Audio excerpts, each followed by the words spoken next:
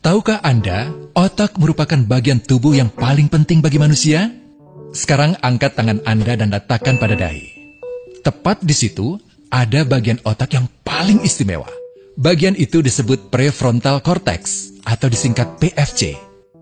Menurut peneliti otak Jordan Grafman, PFC ini hanya ada pada otak manusia, sehingga membedakan kita dengan binatang. Bagian ini diciptakan dan dirancang khusus oleh Tuhan, supaya manusia mampu memilih dan memiliki etika.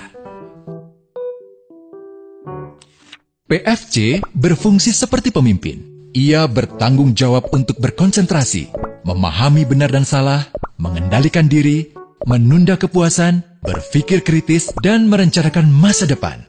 PFC adalah pusat pertimbangan dan pengambilan keputusan. PFC inilah yang membentuk kepribadian dan perilaku sosial.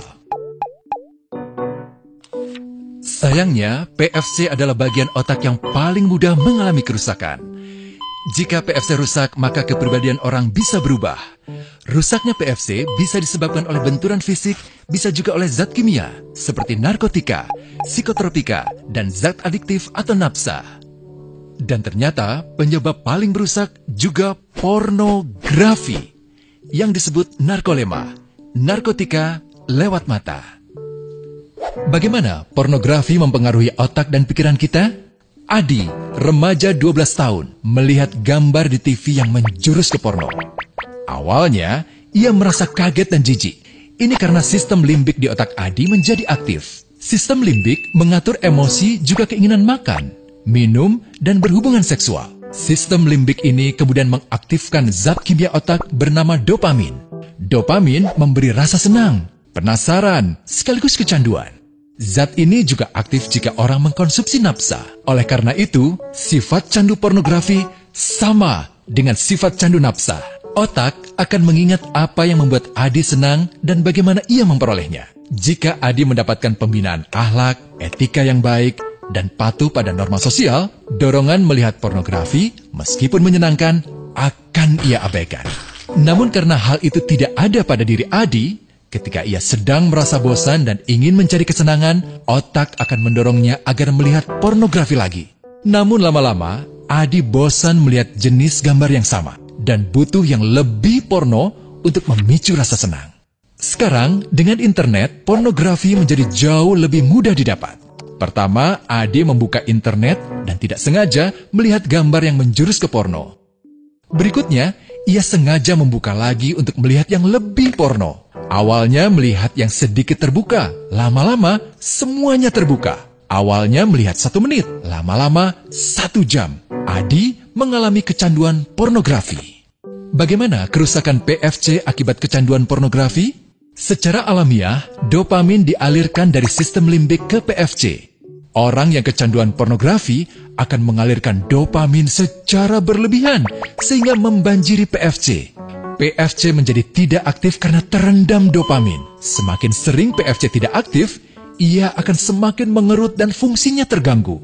Sistem limbik justru akan berkembang semakin besar karena terus mengaktifkan dopamin, sehingga Adi cenderung untuk terus mencari kesenangan tanpa takut atas akibatnya. Jika tidak ditangani segera, Adi berpeluang besar menjadi pelanggan pornografi seumur hidup dan mengalami kerusakan otak di bagian PFC. Awalnya, ia akan kehilangan konsentrasi, penurunan kemampuan menimbang benar dan salah, serta berkurangnya kemampuan mengambil keputusan.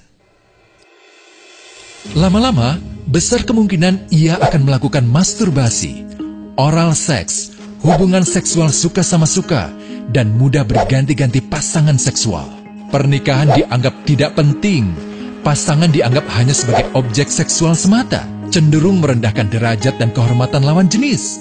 Selera hubungan seksualnya pun tidak sehat dan seenaknya, kasar sampai tega memperkosa. Manusia jadi tidak ada bedanya dengan binatang.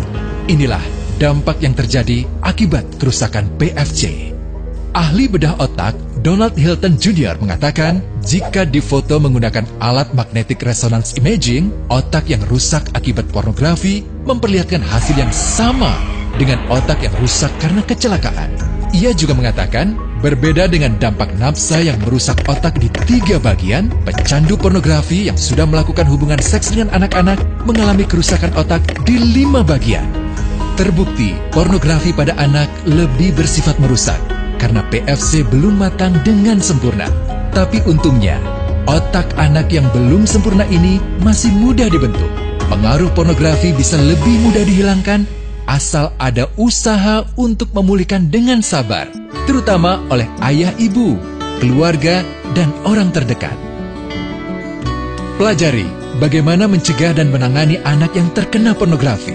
Mari lindungi generasi kita dari bencana pornografi dan kejahatan seksual.